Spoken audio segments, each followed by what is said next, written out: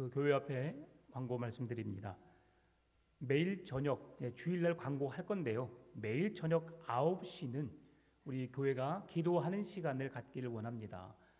환우들을 위해서, 또 우리 자녀들을 위해서, 또 우리의 믿음의 그런 후손들을 위해, 또 우리의 가정을 위해서 저녁 9시가 되면 정해진 자리에서 여러분 간절히 교회를 위해서, 환우 교우들을 위해서, 우리 자녀들을 위해서 간절히 기도하는 시간 갖기를 원합니다. 그러니까 그렇게 하나님의 간절한 기도를 통해서 이제 온 성도가 함께 한 가지의 제목을 가지고 기도할 때 하나님이 더 큰 역사를 이루시거든요. 우리 또 특별히 최혜중 권사님 질병 치유를 위해서, 또 암 치유 회복 중에 있는 성도들을 위해서도 계속 간절히 기도하시고, 또 우리가 늘 믿음 안에 승리할 수 있도록 힘써 기도하는 시간 몇 시라고요? 9시입니다. 집에 가는데 9시 돼. 그럼 어떻게 해야 돼요? 차에서 마음속으로 기도하시면 됩니다. 어느 곳에 있든지 9시에 그렇게 기도하시면 하나님께서 역사해 주실 줄 믿습니다. 하나님 말씀 보겠습니다. 하나님 말씀은 요한계시록 11장 1절에서 13절 말씀, 지난주에 이어서 한 번 더 말씀 보도록 하겠습니다. 요한계시록 11장 1절에서 13절 말씀입니다. 제가 봉독해 올립니다. 또 내게 지팡이 같은 갈대를 주며 말하기를 일어나서 하나님의 성전과 제단과 그 안에서 경배하는 자들을 측량하되 성전 바깥 마당은 측량하지 말고 그냥 두라. 이것은 이방인에게 주었은즉 그들이 거룩한 성을 42달 동안 짓밟으리라. 내가 나의 두 증인에게 권세를 주리니 그들이 굵은 베옷을 입고 1260일을 예언하리라. 그들은 이 땅에 주 앞에 서 있는 두 감람나무와 두 촛대니 만일 누구든지 그들을 해하고자 하면 그들의 입에선 불이 나와서 그들의 원수를 삼켜버릴 것이요 누구든지 그들을 해하고자 하면 반드시 그와 같이 죽임을 당하리라. 그들이 권능을 가지고 하늘을 닫아 그 예언을 하는 날 동안 비가 오지 못하게 하고 또 권능을 가지고 물을 피로 변하게 하고 아무 때든지 원하는 대로 여러 가지 재앙으로 땅을 치리로다. 그들이 그 증언을 마칠 때에 무적행으로부터 올라오는 짐승이 그들과 더불어 전쟁을 일으켜 그들을 이기고 그들을 죽일 터인즉 그들의 시체가 큰 성 길에 있으리니 그 성은 영적으로 하면 소돔이라고도 하고 애굽이라고도 하니 곧 그들의 주께서 십자가에 못 박히신 곳이라. 백성들과 족속과 방언과 나라 중에서 사람들이 그 시체를 사흘 반 동안을 보며 무덤에 장사하지 못하게 하리로다. 이 두 선지자가 땅에 사는 자들을 괴롭게 한 고로 땅에 사는 자들이 그들의 죽음을 즐거워하고 기뻐하여 서로 예물을 보내리라 하더라. 3일 반 후에 하나님께로부터 생기가 그들의 속에 들어가매 그들이 발로 일어서니 구경하는 자들이 크게 두려워하더라. 하늘로부터 큰 음성이 있어 이리로 올라오라 함을 그들이 듣고 구름을 타고 하늘로 올라가니 그들의 원수들도 구경하더라. 그때에 큰 지진이 나서 성 10분의 1이 무너지고 지진에 죽은 사람이 7천이라. 그 남은 자들이 두려워하여 영광을 하늘에 하나님께 돌리더라. 아멘. 지난 시간에 이어서 오늘 3절부터 11절 말씀까지 우리가 13절까지 말씀 우리가 함께 보길 원하는데요. 두 증인이 누구인가 이제 우리가 함께 살펴보길 원합니다. 오늘 본문의 3절 4절 말씀 보니까 내가 나의 두 증인에게 권세를 주리니 그들이 굵은 베옷을 입고 1260일을 예언하리라. 그들은 이 땅에 주 앞에 서 있는 두 감람나무와 두 촛대니라고 되어 있습니다. 이 말씀을 보면 정말 무슨 말씀일까 쉽게 이해가 되지 않습니다. 여기에서 두 증인은 누구를 의미하는 걸까요?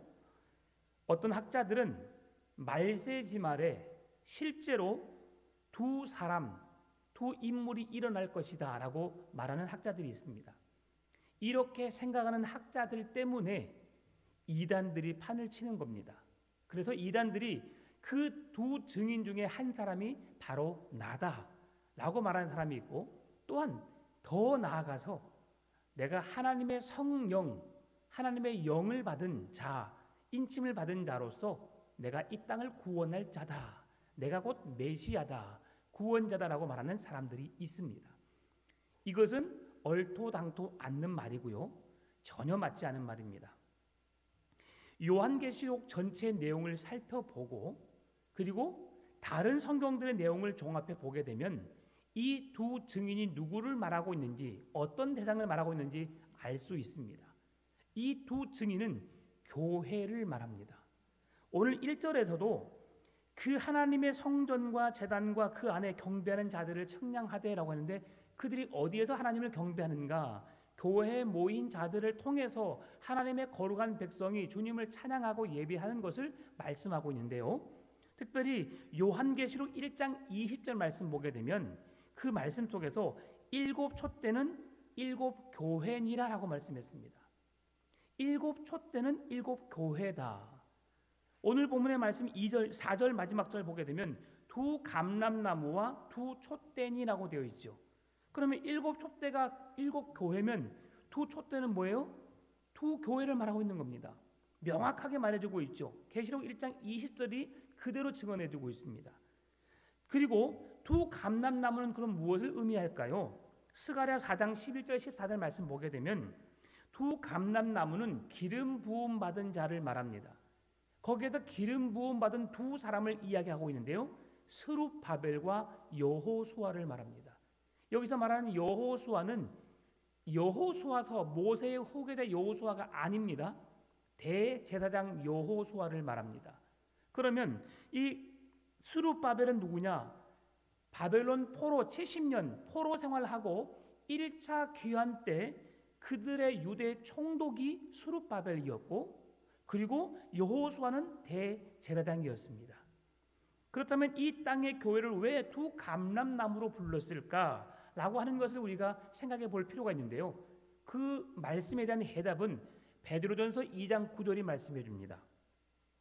그러나 너희는 택하신 족속이요 왕같은 제사장들이요 거룩한 나라요 그의 소유가 된 백성이니 이는 너희를 어두운 데서 불러내어 그의 기이한 빛에 들어가게 하신 이에 아름다운 덕을 선포하게 하려 하심이라. 자, 이 말씀과 무슨 관련이 있을까? 스룹바벨과 여호수아.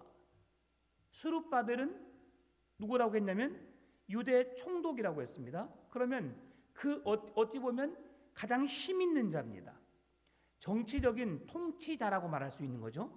그리고 여호수아는 제사장입니다. 대제사장. 제사장 중에 가장 힘 있는 자. 7월 10일, 매년 7월 10일 대속죄일에 대제사장을 통해서 하나님은 모든 백성들의 죄를 사해 주시는 은혜를 주셨습니다. 그러면 이 모든 것을, 모든 백성을 관할하고 통치하고 그 백성들의 죄를 용서하는 그 스룹바벨과 여호수아의 직임이 오늘 우리에게 동일한 은혜를 주신 하나님의 능력임을 말씀해주고 있는 겁니다. 베드로전서 2장 9절 말씀에 보게 되면 너희는 택하신 족속이요 하나님의 거룩한 백성이요 거룩한 제사장 나라의 왕같은 제사장들이요 거룩한 나라요 하나님의 소유가 된 백성이니 라고 하면서 우리는 왕같은 제사장, 거룩한 하나님의 나라, 하나님이 통치하시고 하나님이 다스리시는 이 땅의 왕이신 하나님, 이 땅의 모든 죄를 용서하시는 완전한 대제사장이신 그 예수 그리스도의 능력을 오늘 우리들에게 그대로 부어주셨거든요. 그러니까 두 사람은 이 스룹바벨과 여호수아라고 말씀할 수 있지만 더 큰 의미로서는 하나님의 거룩한 백성인 예수님을 믿는 우리 모든 그리스도인들을 말하고 있다라고 볼 수 있는 것이죠. 그래서 왕같은 제사장으로서 그리고 두 그리스도인의 증인으로서 오늘 두 감람나무를 우리에게 이야기하고 있는 겁니다. 그렇다면 왜 두 촛대, 두 감람나무라는 말을 사용했을까요? 여기에서 감람나무, 촛대 이 단어에는 별로 의미가 없습니다. 둘이라고 하는 단어에가 의미가 있어요. 둘. 제가 지지난 시간에 성경에서 말하는 둘이라고 하는 숫자가 무엇을 의미한다고 했습니까? 둘은 증인입니다. 증인. 그래서 두세 사람이 함께 가서 복음을 증언하라고 말씀하고 있죠. 한 사람이 아닌 뭔가를 재판을 통해서 뭔가 증명해낼 때에 한 사람이 아닌 두 사람의 증언을 통해서 그들은 증인이 될 수 있다고 말하고 있는 겁니다. 그래서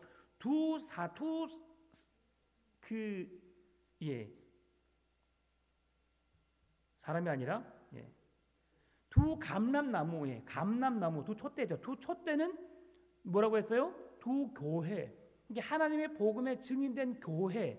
두 감람나무는 왕 같은 자와 대제사장의 성격을 가지고 있는 거룩한 하나님의 백성들의 무리. 그래서 그들이 그리스도의 복음에 증인된 삶을 살 수 있는 능력을 우리에게 주셨다라는 것을 보여주기 위함이죠.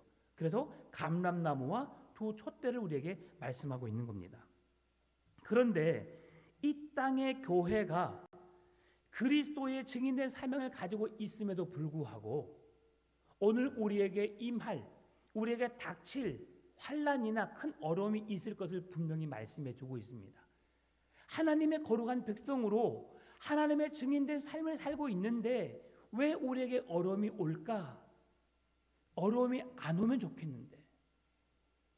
예수 믿는 사람은 죽지 않고 살다가 아프지 않고 살다가 하나님 나라 들어가면 얼마나 좋을까? 그런데 세상은 그렇지 않습니다. 내가 뭔가를 잘못해서가 아니지요. 하나님의 뜻이 있으셔서 우리에게 질병을 주시기도 하시고 사건과 사고를 당하기도 하십니다. 어려움을 당하기도 하시지요.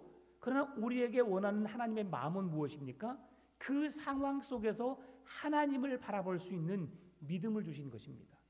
여러분, 세상의 관점이 아닌 나의 생각이 아닌 하나님의 말씀을 통해서 하나님께 더 가까이 나갈 수 있는 우리의 온전한 믿음을 가지시기를 바랍니다. 이 땅의 교회가 그리스도의 증인된 사명을 감당할 수 있도록 하나님께서 우리에게 믿음을 주신 것이고요. 그런 우리 백성들에게 오늘 성경이 말씀해주고 있는 굵은 베옷을 입고 이 땅에 재앙을 선포하고 슬퍼하고 괴로워할 것을 그런 선지자적인 사명을 가지고 이 교회가 반드시 서야 함을, 그리고 교회가 1260일이라고 하는 그 3년 6개월이라고 하는 그 시간 동안 우리가 어떻게 살아가야 할 것인가. 반드시 교회는 심판이 있고 재앙이 있고 어려움이 있을 것이지만 그 기간을 믿음으로 참고 인내할 것을 말씀하고 있는 것이죠. 참고 인내하는 자에게 하나님의 나라가 선물로 주어지는 줄 믿습니다. 그 고난의 시간이 우리에게 우리가 상상할 수 없는 일로 나타날 수도 있지만 일상적인 가정에서 남편이, 아내가, 자녀들이 우리를 괴롭게 하고 힘들게 하는 것일 수도 있습니다. 하나님을 믿지 못하도록, 예배하지 못하도록 방해하는 어떤 일들일 수도 있습니다. 무슨 말씀이냐면 사단은 우리로 하여금 하나님께로부터 떼놓으려고 그렇게 발버둥 치는 거예요. 그러한 작은 것에서부터 우리가 넘어지게 되면 우리는 하나님의 나라를 얻는 믿음을 아예 상실하게 되는 거거든요. 여러분, 쉽지 않습니다. 믿음을 지킨다는 것. 큰 댐이 왜 무너지죠? 작은 구멍 하나가 점점 커져서 결국은 그 댐을 무너뜨립니다. 집도 마찬가지죠. 금이 갔는데 그 금이 간 사이 틈새를 통해서 물이 스며들게 되고 그러면서 이런 건물들이 약해짐으로, 집안이 약해짐으로 인해서 뭔가의 흔들림을 통해서 집은 무너지게 되어 있습니다. 마찬가지로 오늘 우리가 이 두 증인이 하나님의 능력을 가진 자요, 하나님의 복음의 능력을 우리가 나타낼 자임에도 불구하고 반드시 우리에게 환난이나 어려움이 찾아온다는 것을 기억해야 하는 것입니다. 그런데 그 증인된 교회가 어떤 교회인지를 설명해 주고 있는데요. 누군가 교회를 해하고자 하면 그들의 입에서 불이 나와 원수를 삼켜버릴 것이라고 말씀합니다. 이 불은 하나님의 말씀을 의미합니다. 하나님의 말씀을 통해서 오늘 대적하는 자들, 하나님의 말씀에 서 있지 않는 자들을 하나님이 심판하시겠다 말씀하신 거죠. 예레미야 23장 29절이 말씀합니다. 여호와의 말씀이니라 내 말이 불같지 아니하냐, 바위를 쳐서 부서뜨리는 방망이 같지 아니하냐. 여호와의 말씀을 불로 표현하고 있고요, 방망이로 표현하고 있죠. 하나님의 말씀을 대적하는 그 자들에게 불을 내려서 그들을 심판하시고 방망이를 들어서 그들을 내리칠 것을 성경은 말씀해주고 있는 거죠. 여러분, 원수들은, 악인들은 마지막 끝날에 반드시 심판을 받게 되어 있습니다. 이 세상에서 아무리 잘못된 짓을 하고 그러면서도 잘 살고 잘 누리고 있는 그들이 잘된 것처럼 보이지만 결국 그들의 인생은 파멸이요, 멸망이요, 하나님의 심판이라는 사실을 여러분 잊지 마시기 바랍니다. 그러니 부러워할 필요가 없는 거예요, 여러분. 예수 믿지 않는 사람들 아무리 좋은 차를 타고 다니고 좋은 집에 살고 돈이 아무리 많아도 여러분 부러워할 대상이 되는 것이 아닙니다. 안 부럽죠, 여러분? 네, 부러워하지 않기를 바랍니다. 예, 예. 그래도 뭐니든 뭐니가 최고인데, 그렇죠? 네, 머니가 없으면 힘들고 답답합니다. 그럼에도 우리의 필요를 채우시는 하나님을 붙잡으면 하나님이 이렇게 저렇게 알아서 다 채워주신 은혜를 경험하게 될 것입니다. 하나님께서 이 교회를 통해 전하신 말씀, 하나님을 거역하는 원수들에게 사망 선고와 같은 경고의 말씀이 될 것을 오늘 말씀해 주고 있는 거예요. 하늘을 닫아 비가 오지 못하게 한다는 표현은 엘리야가 선지자의 사역을 떠올리게 합니다. 물을 피로 변한다는 사건은 애굽에서 지금 바로의 물에 피의 재앙을 통해서 온 하수의 물이 피로 변하는 사건을 우리에게 말씀해 주고 있는 것이죠. 이는 엘리야에게 전해준 말씀을 무시했기 때문에 그들에게 하나님께서 하늘을 닫아서 비를 내리지 않게 하신 거예요. 모세의 말을 듣지 않은 애굽 바로의 왕으로 인해서, 그 강팍한 마음으로 인해서 하나님은 애굽에 있는 모든 하수의 물을 핏물로 변하게 하셔서 그들에게 재앙을 내리신 겁니다. 또한 신약의 시대에 예수 그리스도를 통해서 주어지는 놀라운 구원의 메시지, 이 땅에 오신 구원자 십자가의 복음의 능력으로 그들에게 구원의 길을 보여주셨음에도 불구하고 그들은 그 예수님을 저주하고 그들을 십자가에 못 박았고 그들을 죽이는 일에만 힘썼습니다. 그분이 누구인지에 대해서 전혀 관심이 없었던 거죠. 여러분, 엘리야의 시대, 애굽의 시대, 그리고 신약의 예수 그리스도를 십자가에 못 박는 시대에 세 가지의 공통점이 있습니다. 세 가지의 그 상황이 갖는 하나의 공통점이 있습니다. 그것은 하나님의 하나님 되심이 그들의 삶 속에 보이지 않았다는 거죠. 하나님을 믿는 믿음이 그들에게 없었다는 겁니다. 하나님이 아닌 우상을 섬김으로 인해서 하나님은 하늘을 닫아서 비를 내리지 않게 하셨고, 하나님의 말씀을 통해서 이 백성을 내보내라고 말씀하셨던 여호와의 명령을 거부함으로 바로가 살고 있는 애굽 전역에 10가지의 재앙을 내리셔서 하나님은 그들을 심판하셨고, 예수 그리스도의 십자가의 복음의 능력이 있음에도 불구하고 그 예수님을 알아보지 못하고 그를 죽이는 그들에게 하나님은 구원이 아닌 심판으로서 그들에게 맞설 것을 성경은 말씀해 주고 있는 겁니다. 그러나 믿음으로 굳게 서 있던 엘리야, 그리고 엘리야 혼자 있는 것으로 알고 있었지만 하나님은 700명의 사람들을, 하나님이 전혀 우상 섬기지 않는 거룩한 구별된 백성들을 하나님이 그들을 옆에 두셨고, 또는 모세 혼자 일하는 것 같았지만 하나님이 그들의 능력이 되셔서 이스라엘 백성들을 건지시고 구원하시는 하나님이 함께하여 주심으로 그들의 구원자가 되어주셨고, 예수님이 죽음으로 끝나는 것 같았지만 다시 부활하심으로 다시 하나님께서 죽어가는 영혼들에게 산 소망이 되어주셔서 영원한 하나님의 나라를 얻는 기업을 있게 하신 것이죠. 우리가 복음 안에 있으면 됩니다. 예수 그리스도의 은혜 안에 있으면 되는 겁니다. 그럼에도 교회가 어려움을 찾아온다는 말씀이 오늘 7절에서 10절 말씀입니다. 그들이 그 증언을 마칠 때에 무적행으로부터 올라오는 짐승이 그들과 더불어 전쟁을 일으켜 그들을 이기고 그들을 죽일 터인즉 그들의 시체가 큰 성 길에 있으리니 그 성은 영적으로 하면 소돔이라고도 하고 애굽이라고도 하니 곧 그들의 주께서 십자가에 못 박히신 곳이라. 백성들과 족속과 방언과 나라 중에서 사람들이 그 시체를 사흘 반 동안을 보며 무덤에 장사지 못하게 하리로다. 이 두 선지자가 땅에 사는 자들을 괴롭게 한 고로 땅에 사는 자들이 그들의 죽음을 즐거워하고 기뻐하여 서로 예물을 보내리라 하더라.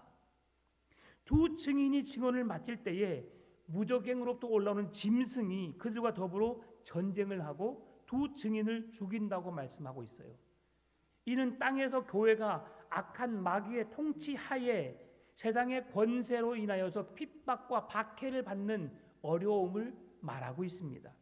그리고 그 시체는 큰 성에 있는데 이 성은 영적으로 소돔, 애굽이라고 말합니다.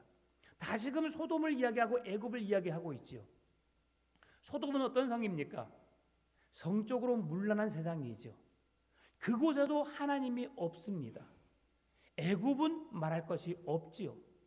여러분, 이러한 것들을 통해서 소돔, 하나님의 말씀이 없어 죄악이 가득한 곳, 성적으로 타락하여 하나님께서 의인 10명을 인하여 5명을 인하여 그 성을 멸하지 않으시겠다고 약속하셨던 그 성임에도 불구하고 의인 5이 없어서 그 성이 멸망했던 곳이지요.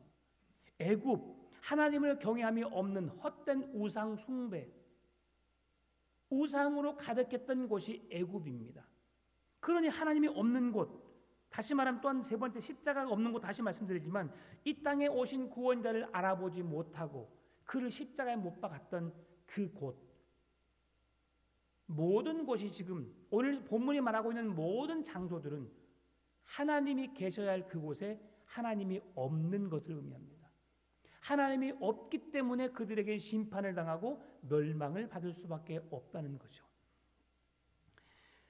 오늘 이 곳에서 던져진 시체들 사흘 반 동안에 장사하지 못하고 길에 버려진 상태로 사람들에게 조롱거리가 된다. 사람들은 그들을 보고 즐거워 기뻐하면서 서로 예물을 주고받는다. 여러분, 이런 일이 어떻게 있을 수 있을까요? 아무리 내가 미워하는 사람이라 할지라도, 원수라 할지라도 그가 죽음 앞에서 서로 기뻐하고 즐거워하며 껄껄거리면서, 근데 사람이 이렇게 참 추접스럽습니다. 그 이기적인 모습을 자기들은 몰라요. 이런 일들이 하나님이 지어낸 이야기일까요? 그렇지 않습니다. 네, 제가 드라마를 잘 안 보는데 어떤 한 드라마가 있습니다. 종결했는데요. 자기 아들이 죽었어요. 자기 아들이 죽었으면 슬퍼해야 되는 게 맞죠. 근데 아들의 재산을 자기가 가지려고 바로 그 변호사에게 말해서 그 재산을 나에게 돌리라고 말합니다. 죽음을 보고 돌아서는 순간에 그 말을 해요. 야, 그걸 보면서 이 오늘 본문의 말씀이 상황이 같다라는 느낌을 갖게 되는 거죠. 내 원수들이 죽어가는 것을 아파하는 것이 아니라 엄마가 이기적이었거든요.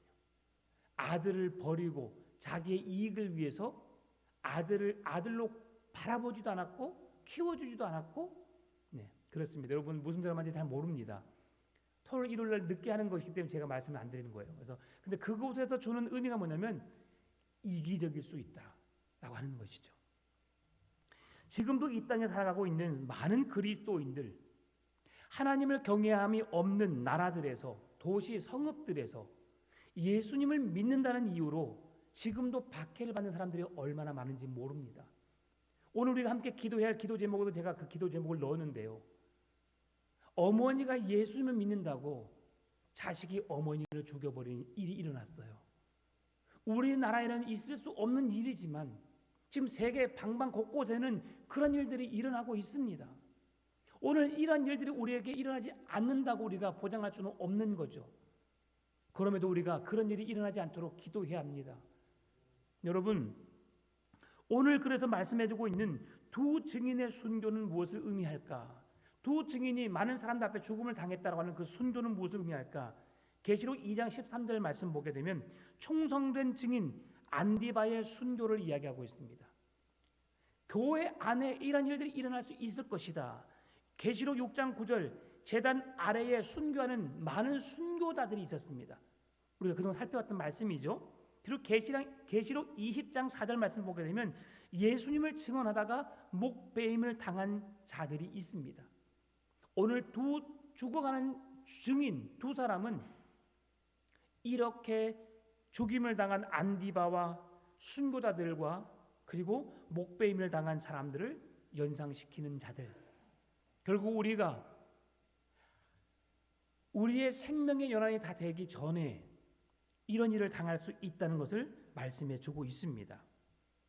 이는 네로 황제가 내릴 판단을 통해서 급박한 상황 속에서 자신의 명예를 구하지 않고 오직 예수 그리스도만을 자랑 삼으며 그 복음을 위해서 증언했던 바울처럼 오늘 두 증인은 예수 그리스도의 복음을 전파하기 위해서 부활의 권능을 믿고 존귀한 예수님의 죽으심을 통하여 나를 구원하신 능력이 있음을 믿는 믿음으로 굳게 서 있는 자라 할 수 있습니다. 세상적으로 보게 되면 죽임을 당했다고 하는 것은 엄청난 슬픈 일이죠. 끔찍한 일이죠. 정말 그렇게 당하지 않아야 할 일이지만 그런 일을 당했을 때 얼마나 마음 아픈 일이겠습니까? 그럼에도 하나님 편에서는 너무나 귀한 일입니다. 이 세상이 여러분 좋을까요? 하나님 나라가 좋을까요? 이건 어렵습니다. 그렇죠? 안 어렵습니까? 어려워요. 하나님 나라가 분명히 좋다는 걸 압니다. 그러나 우리가 안 가봤기 때문에 어떻게 생긴지 모르기 때문에 우리가 없는 것을 추구하는 것 같은 어떤 그런 딜레마에 빠질 수 있거든요. 그러나 하나님 나라는 분명히 있습니다. 그 나라는 분명히 좋은 곳인 줄 압니다. 죽음도 슬픔도 눈물도 미움 다툼 없는 곳인 줄 압니다. 그런데 지금 우리가 죽어서 그곳에 간다라고 생각하면 쉽게 내가 죽어도 가겠다라고 말할 수는 있지만 죽음 앞에 이르렀을 때 우리는 망설이게 됩니다. 여러분, 그래서 죽음 앞에 있는 자들이 그 죽음의 두려움으로 인해서 믿음을 버리는 자들이 많습니다. 늘 말씀드리잖아요. 그 사람이 목사도 그렇습니다. 장로에도 그렇습니다. 권사도 그렇습니다. 죽음의 두려움 앞에 있으면 믿음을 잃어버릴 수 있어요. 그래서 우리가 끝까지 그 믿음을 붙잡을 수 있도록 기도하고 힘써야 되는 것이에요. 오늘 11절에서 그래서 3일 만에 라고 하는 3일 후에라고 하는 표현이 있죠. 3일 반 후에라는 표현인데요. 이 표현은 교회를 핍박한 이 나라 사람들이 즐거움이 오래되지 않을 것을 말씀해주고 있는 겁니다. 예수 그리스도 안에 있는 자들, 그러나 교회를 핍박한 이 세상 나라들의 즐거움이 오래가지 않을 것이다. 우리가 세상 사람들에 의해서 조롱을 당하고 핍박을 당하고 어려움을 당하지만 그 날이 오래가지 않을 것이다. 왜 그렇습니까? 사람의 견딘다는 것 한계는 제한되어 있습니다. 참 고통스러운 순간에 우리가 이 고통을 끝까지 참는다는 것 결코 쉽지 않을 거예요, 여러분. 저는 그래서 초대교회에 우리 순교자들이 그리고 우리 한국 사회에 한국의 초대 우리 그 믿음의 선조들의 믿음이 얼마나 대단했을지를 제가 보게 됩니다. 일본 일제 치하에 손톱을 다 하나씩 뽑아버리고 이빨을 뽑아버리고 하나하나 고난 그런 고통을 당하게 했던 그런 끔찍한 일들을 자행했거든요. 손톱 끝에 온 작은 비접이 하나 들어가게 되면 엄청나게 아픕니다. 살짝 움직이는 것이 온몸이 그냥 전율을 느끼듯 아프고 고통스럽거든요. 근데 그런 순간에 예수 믿을 거야 안 믿을 거요? 하나 뽑아버리고 한 번 고통 당했기 때문에 두 번째는 안 아플까요, 여러분? 똑같이 아픕니다. 더 큰 고통이 있으면, 왜냐하면 뽑혔던 곳에서 쓰라림이 있고 계속 고통이 있고요. 또 다시 다른 손이 그렇게 빠지면 똑같습니다. 그러한 고통 중에서도 그들은 끝까지 주님을 인정하지요. 여러분 못 위에 걸어갈 수 있어요? 있을까요? 주기철 목사님 그 길을 걸어가셨어요. 제가 대모세 한번 박해봤어요. 대모세. 걸어가다가 공사 현장에서 걸어가다가 구두를 뚫고 구두 그것도 뒷굽을 뚫고 뒤꿈치를 찔렀어요. 근데 신발을 벗는데 신발이 안 벗겨지더라고요. 대못이 아마 뼈까지 들어갔던 것 같아요. 그러니까 그렇게 박혔는데 저는 하나는 별로 고통을 못 느꼈어요. 왜냐면 모르니까. 근데 뽑고 나니까 피가 흐르면서 거기가 막 아래더라고요. 이런 고통이 있는 것을 참아내기는 쉽지 않습니다.